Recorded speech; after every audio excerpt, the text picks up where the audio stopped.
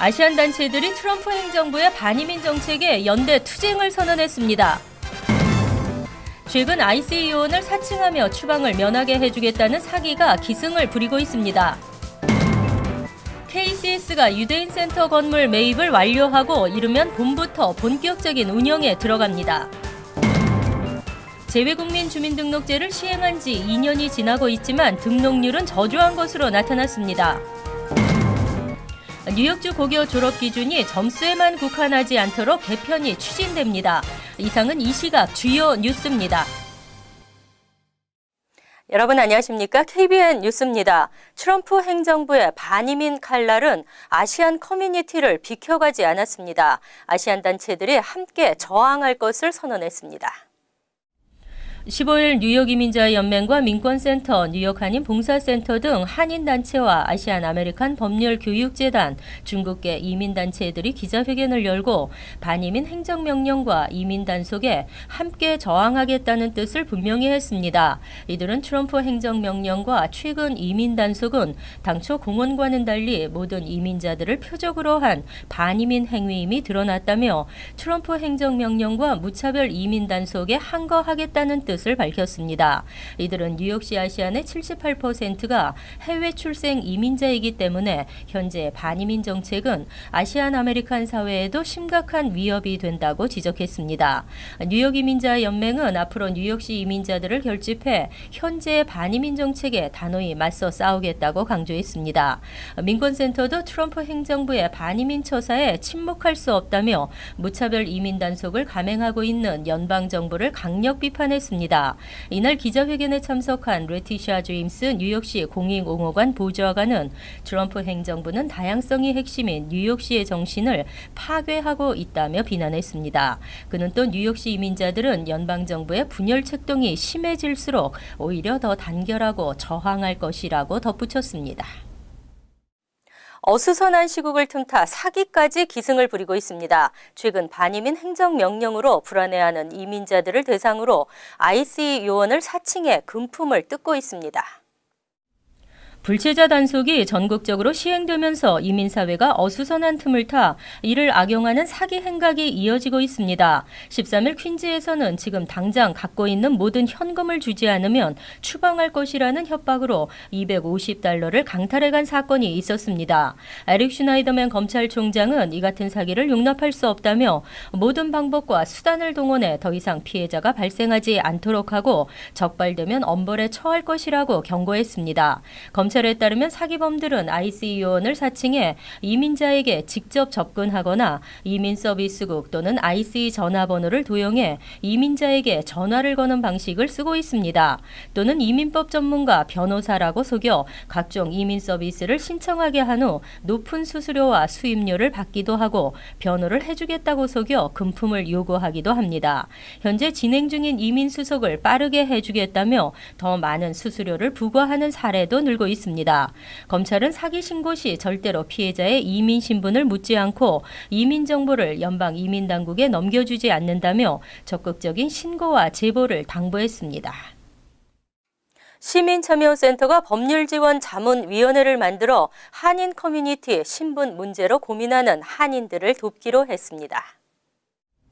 시민참여센터는 15일 이민법 전문 한인 변호사들로 구성된 위원회를 발족했습니다. 트럼프 행정부의 반이민 행정명령으로 한인 사회가 우려하고 있는 가운데 법률적인 정보를 제공해 피해를 당하지 않도록 도울 계획입니다. 박동규 변호사를 위원장으로 하는 법률지원 자문위원회는 조진동, 최영수, 윤여영, 현보영, 베로니카 정, 박재홍, 박재진 변호사 등 총 8명으로 구성됐습니다. 다음 주 중으로 위원회 발족식을 갖고 본격적인 활동을 펼칠 예정이며 3월 초에는 뉴욕과 뉴저지에서 이민법 관련 세미나를 개최할 예정입니다. 또 이번 반이민 행정명령 시행으로 예상되는 한인들의 피해 사례를 접수받아 정보를 함께 나누고 특히 추방 위기에 놓일 수 있는 다카 수혜자들에 대한 대응책을 모색합니다. KCS가 유대인 센터 건물 매입을 완료했습니다. 한인 사회의 오랜 수건이었던 대규모 커뮤니티 센터가 마침내 문을 열게 됐습니다. 뉴욕 한인봉사센터가 14일 퀸즈 베이사이드 32 애비뉴에 위치한 유대인 센터 건물 매입 절차를 완료했습니다. 건물 수리를 마치고 이르면 올 봄부터 본격적인 운영에 들어간다는 계획입니다. 지난해 1월 말 베이사이드 유대인 센터와 매매 계약을 정식 체결한 지 1년 1개월 만입니다. 500명 이상을 수용할 수 있는 한인 커뮤니티 센터는 부지 면적 54,000 스퀘어피트에 건물 면적 35,300 스퀘어피트로 매입가는 $750만 알려졌습니다. 그동안 뉴욕 한인회관, 기존 KCS 커뮤니티 센터 등이 한인사회 종합회관 역할을 해오고 있었지만 순수 한인 커뮤니티 종합복지회관으로 개관하기는 역사적으로 이번이 처음입니다. 이곳에는 모든 세대들이 이용할 수 있는 대형 연회장과 함께 시니어 센터, 직업훈련소, 방과후 학교, 영어교육과 이민 서비스 등이 들어설 예정이며 각계 한인단체들의 모임과 회의 장소로도 사용될 예정입니다. KCS 관계자는 한인사회의 적극적인 관심과 성원에 힘입어 성공적으로 클로징을 할 수 있었다며 하지만 이번 종합복지회관을 유지 발전시켜 나가기 위해서는 앞으로도 한인사회의 지속적인 후원이 필요하다고 말했습니다. 재외국민의 한국 조기 대선 투표 참여 가능성이 높아지고 있습니다. 현재 2018년 1월 1일 이후로 되어 있는 재외선거 부칙을 없애는 공직선거법 개정안이 논의되고 있습니다. 이들이 투표에 참여한다면 투표의 판도를 바꿀 수 있는 것으로 알려져 주목되고 있습니다. 한국 국회는 헌법재판소가 대통령 탄핵을 결정할 경우 4월에서 6월쯤 실시될 조기 대선에 재외국민의 투표권을 부여하는 내용의 공직선거법 개정안을 논의하고 있습니다. 만 18세 선거권의 경우는 자유한국당에서 학제 개편과 연관시켜야 한다는 조건을 걸어 사실상 이번 대선에서는 적용하기 어려운 것으로 알려지고 있습니다. 하지만 재외국민 투표는 여야 간 개정에 거의 합의를 보면서 재외국민 투표가 이루어지면 전체 제외 유권자 수는 5만에서 16만 명 가량이 투표에 참여할 것으로 보입니다. 실제 19대 총선에서는 222만 3천여 명의 제외 유권자 중 실제 투표한 숫자는 5만 6,456명입니다. 20대 총선에서는 6만 3천여 명이 투표권을 행사했습니다. 이번에는 재외국민 투표 신청률만 끌어올리면 대선 판도에 영향을 줄 수 있는 캐스팅 보트가 될 수 있다는 전망입니다. 특히 재외선거 신청 등이 간단해지고 탄핵에 대한 관심이 높아지면서 신청률도 함께 상승할 것으로 예상되고 있습니다. 한편 중앙선거관리위원회는 재외국민 투표 관련 선거법 개정안이 2월 임시국회에서 통과하면 실제 투표까지 무리 없이 진행될 것으로 보고 있습니다. 재외국민 주민등록제를 시행한 지 2년이 지나고 있지만 등록률은 저조한 것으로 나타났습니다. 이에 대한 지속적이고 적극적인 홍보가 필요한 것으로 나타났습니다. 한국행정자치부의 15일 발표에 따르면 지난 1월 말 현재 재외국민 주민등록자 수는 총 46,832명으로 집계됐습니다. 재외국민 주민등록 제도는 한국 국적을 지닌 해외 영주권자에게도 주민등록증을 발급해주는 제도입니다. 행자부는 재외 영주권자를 112만여 명으로 보고 이 가운데 국내 거소신고를 한 재외국민 8만여 명이 국내 거소신고를 주민등록으로 변경하고 여기에 연평균 3만여 명인 국외 이주자도 주민등록을 유지할 것이라고 분석했지만 최근 발표된 수치는 이에 절반 수준에도 미치지 못하고 있습니다.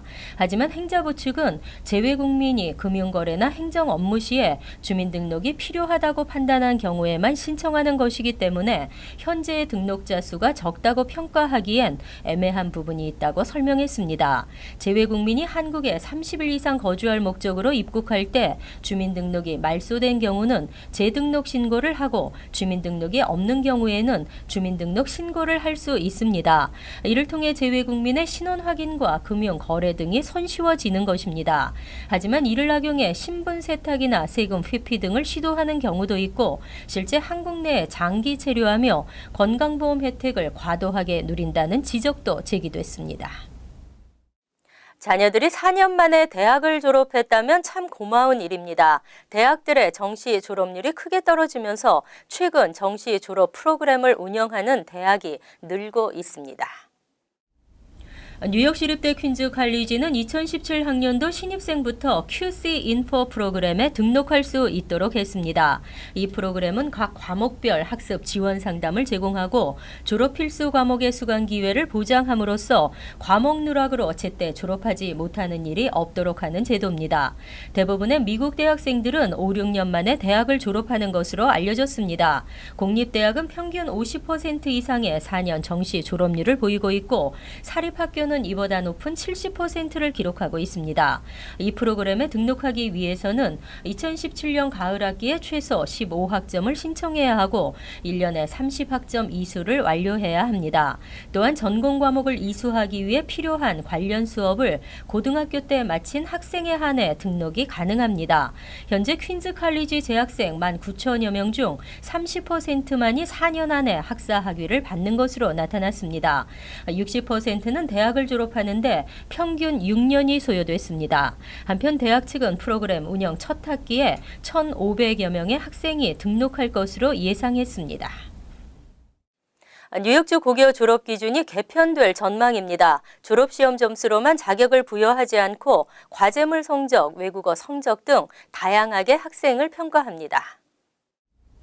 주 교육국이 파일럿 프로그램 시행 계획을 밝혔습니다. 현행 고등학교 졸업 기준을 리전트 시험 성적뿐 아니라 과제물 등 수행 점수를 추가하는 프로젝트 베이스 어세스먼트 방안을 도입하겠다는 계획입니다.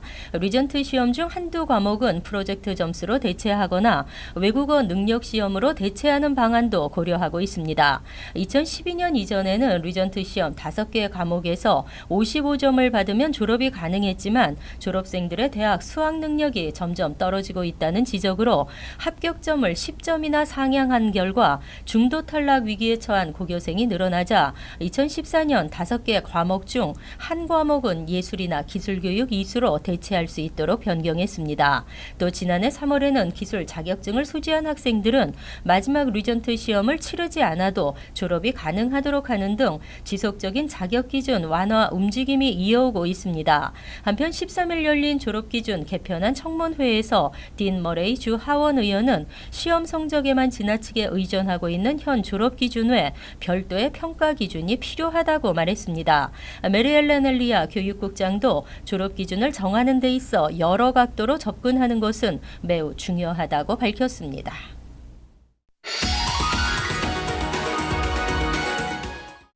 이어서 LA 지역 한인사회 소식입니다. 남가주 지역에 또 한 차례 폭풍우가 몰아칠 것으로 예상됩니다. 국립기상국은 알래스카만에서 이동한 폭풍 전선의 영향으로 내일 저녁부터 남가주 일대에 비가 내리기 시작해 다음 날인 17일부터 강한 폭우가 쏟아질 것으로 예보했습니다. 당국은 이번 폭풍우는 올겨울 들어 가장 강력할 것으로 보인다면서 일부 지역에서는 시간당 1인치가 넘는 강수량이 예상되는 만큼 주민들은 산사태나 홍수, 교통사고 등 안전사고에 각별히 유의해야 한다고 당부했습니다. 한편 폭우는 오는 18일 오후쯤 그칠 것으로 전망됐습니다. 오러빌댐 붕괴 위기로 인근 20만 명의 주민들에게 내려졌던 비상 대피령이 어제 해제됐습니다. 캘리포니아주 당국은 오로빌댐의 긴급 보수 작업이 진행되면서 댐 수위와 배수로 가동이 안정적인 상태를 되찾았다며 주민들의 대피 명령을 해제했다고 밝혔습니다. 이어 당국은 이번 주말 폭우가 내릴 것으로 예상되면서 주민들에게 만약의 사태에 대비해 경계 태세를 늦추지 말 것을 당부하는 한편 현재 보수 작업에 총력을 기울이고 있다고 덧붙였습니다. 월드리포트입니다. 반려견의 덩치가 커지고 있습니다. 반려견인지 소나 말인지 모를 정도의 크기인데요. 먹는 양도 만만치 않지만 성격은 온순하다고 하네요. 영국 레이온시의 한 가정집. 망아지만한 개가 집안을 돌아다닙니다. 덩치가 어찌나 큰지 주인과 소파에 앉으면 주인이 개를 올려다 봐야 합니다. 주인과 함께 일어서도 주인 키를 훌쩍 넘어서고 싱크대 위로 자연스럽게 얼굴을 내밀 수 있습니다. 프레디라는 이름의 이 반려견은 두 다리로 섰을 때 키가 무려 2m 27cm, 몸무게는 89kg으로 세상에서 가장 큰 개로 기네스북에 올랐습니다. 큰 덩치만큼 먹는 양도 어마어마해 1년치 식비로만 700여만 원이 듭니다. But on Freddie alone, I probably spend a good £80–90 a week. He eats a lot. 지금은 세상에서 가장 큰 개로 주목받고 있지만 태어날 때부터 몸집이 큰 건 아니었습니다. 오히려 같이 태어난 누나와 비교해 몸집이 절반에 불과할 정도로 약체였습니다. The puppy was the run of the litter. I actually got him a couple of weeks early than I should have done because he wasn't feeding off mum. No idea he was going to get to be this big at all. 최근까지 세상에서 가장 큰 개로 이름을 날린 미국의 반려견 제우스의 기록을 4cm나 넘기며 세계 최장신 개로 떠오른 프레디. 덩치는 무시무시할 정도로 크지만 성격은 비교적 온순해 가족들의 사랑을 독차지하고 있습니다. 여자아이가 제 몸집만한 털복숭이를 힘겹게 들어올립니다. 두 귀를 쫑긋 세운 거대한 토끼입니다. 다리우스란 이름의 이 애완토끼는 생후 13개월 만에 세상에서 가장 큰 토끼로 기네스북에 올랐습니다. Darius is 13 months old. Still got plenty of growing to do. He could grow actually another 4 to 6 inches. 다리우스의 키는 134cm, 몸무게는 22kg으로 일반 토끼의 4배나 되고 초등학교 저학년 어린이와 비슷한 수준입니다. 그런데 다리우스의 자리를 위협하는 또 다른 거대 토끼가 등장했습니다. 바로 다리우스의 아들, 제프입니다. 아빠를 닮아 벌써 키가 116cm에 달합니다. He is now 3'8". He's just over a year old, so I think he's going to take the record off his father. 두 토끼 부자는 주식인 건초 더미에다 1년에 당근 2,000개, 사과 700개를 더 먹어치웁니다. 먹성 좋고 덩치는 크지만 온순하고 사람을 잘 따라 아이들에게 인기 만점인 거대 토끼는 마을의 명물로 활약하고 있습니다. 간추린 소식입니다. 뉴욕주 내 법정 결혼 가능 취저 연령이 17세로 상향 조정됩니다. 에이미 펄린 뉴욕주 하원 의원은 14일 부모의 동의가 있을 경우 결혼이 가능한 미성년자 취저 연령을 현행 14세 이상에서 17세로 올리는 내용의 법안을 발의했습니다. 법안에는 17에서 18세 미성년자들이 법원으로부터 승인받도록 하는 내용도 포함됐습니다. 펄린 의원은 어린 나이에 합법이라는 이유로 억지 결혼을 하고 신체적, 정신적 학대를 당해서는 안 된다고 강조했습니다. 문제없어 폐쇄 조례 개정안이 15일 뉴욕시 의회를 통과했습니다. 현행법은 경찰의 함정 단속이나 제보만으로도 해당 업소를 폐쇄시킬 수 있습니다. 앞으로는 업소를 폐쇄시키려면 반드시 심의를 거쳐야 하고 이들 업소에서 이루어지는 마약 거래의 경우도 경찰관이 직접 거래 현장을 최소한 한 차례 목격해야 합니다. 또한 조례가 적용되는 마약 거래 횟수도 3회에서 5회로 늘렸습니다. 시민참여센터가 2017년도 풀뿌리 인턴십 프로그램에 참가할 학생을 모집합니다. 이번 풀뿌리 인턴십 프로그램은 5월 26일부터 10월 28일까지이며 다양한 정치, 사회 참여를 통해 한인사회의 이슈를 분석하고 문제 해결을 위한 프로젝트와 캠페인 활동을 전개합니다. 참가비는 무료이고 한인사회에 대해 배우고자 하는 마음이 있는 학생이라면 누구나 참여가 가능합니다.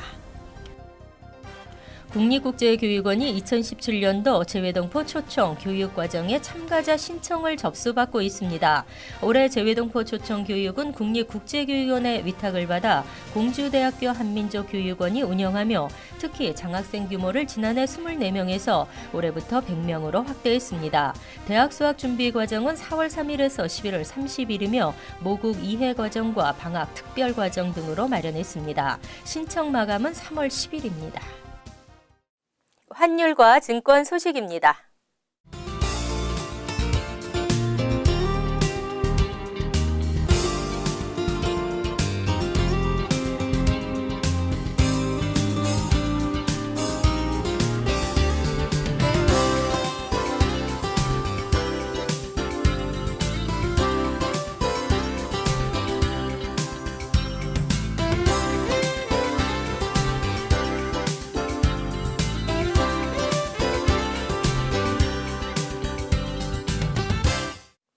이어서 날씨입니다. 금요일은 화창하고 맑은 날씨를 보이겠습니다. 낮 최고 기온은 42도, 섭씨 5도, 밤 최저 기온은 35도, 섭씨 2도로 예상됩니다. 토요일은 지역에 따라 간간히 흐리겠지만 대체로 맑겠고 포근하겠습니다. 일요일은 대체로 맑은 날씨에 포근한 주말이 이어지겠습니다. 이상으로 KBN 뉴스를 마칩니다. KBN과 함께 편안한 하루 되시기 바랍니다.